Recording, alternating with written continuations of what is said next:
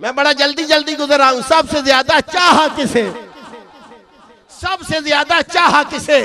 کہا سب سے زیادہ جسے چاہا. میرا معیار یہ ہے میں جسے چاہتا ہوں اسے عطا کرتا ہوں. تو معیار یہ ہے جسے سب سے زیادہ چاہا اسے سب سے زیادہ عطا کیا. اب قرآن پڑھو. رب کہتا اِنَّا آتَيْنَاكَ الْكَوْثَرَ، اے محبوب ہم نے سارے زمانے کی کثرتیں تجھے عطا کر دی ہے کیونکہ سب سے زیادہ تجھ کو چاہ لیا ہے. یہ معیار ہے برادران دیوکار. جسے خاکی شاہ پسند کر لے، میرا جملہ ضائع نہ کرنا، جسے خاکی شاہ صاحب پسند کر لے اس کا کوئی معیار ہے کہ نہیں؟ بھائی آپ سارے تو چاہنے والے ہیں نا کلندر کے، تو جسے کلندر پسند کر لے کوئی لطف ہے سمجھے ہو اور توجہ ہے اور تم سارے چاہتے ہو، لیکن جسے سرکار چاہ لے. اب توجہ سے سنو، ہمارے حضور وہ ہیں جنہیں رب چاہتا ہے. خدا کی رضا چاہتے ہیں تو عالم، خدا چاہتا ہے رضا محمد. اب میرا جملہ دو ہی جملے ہیں، توجہ کے ساتھ سننا. اور جسے کلندر سرکار چاہ لے اس کی عظمت بیان نہیں کر سکتے ہو تو مجھے سنو، پھر اس عمر ابن الخطاب جسے ہاتھ اٹھا کر مصطفیٰ نے چاہا، وہ ابو بکر صدیق جسے مصطفیٰ نے چاہا، وہ عثمان غنی جس کو دو نور مصطفیٰ نے عطا فرمائے ہیں، وہ علی المرتضیٰ جس کے گھر سیدہ فاطمہ چلی گئی.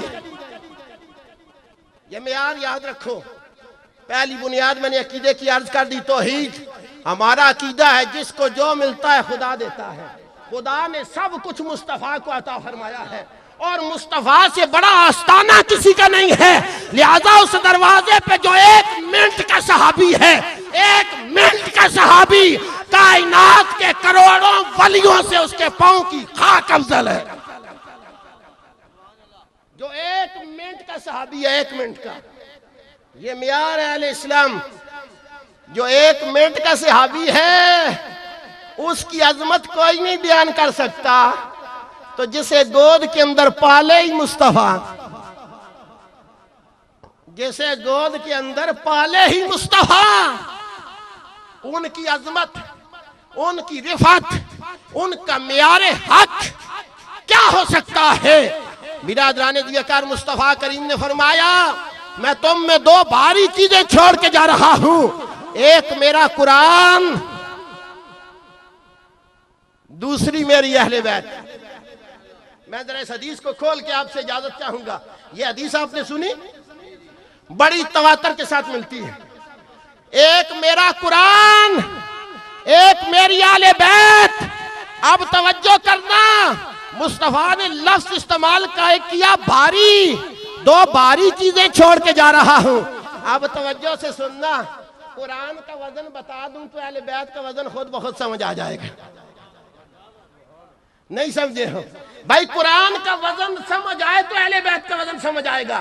رب فرماتا ہے یہ قرآن اتنا بھاری ہے اگر ہم اسے آسمانوں پہ نازل کرتے آسمان پاش ہو جاتے. نہیں توجہ کی آپ نے؟